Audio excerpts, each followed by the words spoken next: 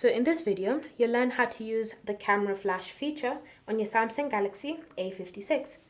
So start by opening the camera app on your phone, and then you want to tap on this menu icon to reveal a toolbar of options. Look for the flash icon and select it, and then you'll have three. You have off, automatic, and on.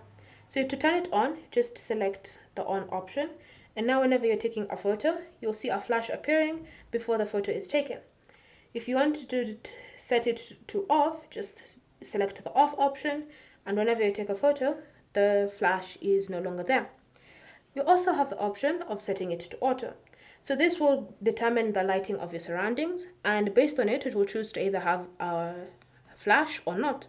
So as you can see, this is a brightly lit area. So whenever I take a photo, there is no flash. However, if it becomes darker like this, then whenever I take a photo, a flash will appear to light up the image that I'm trying to take. So there you have it, the one with the flash and the one without the flash.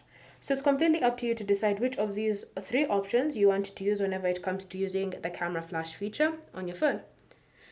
Thank you for watching. If you have any questions or comments, leave them down below and we'll get back to you.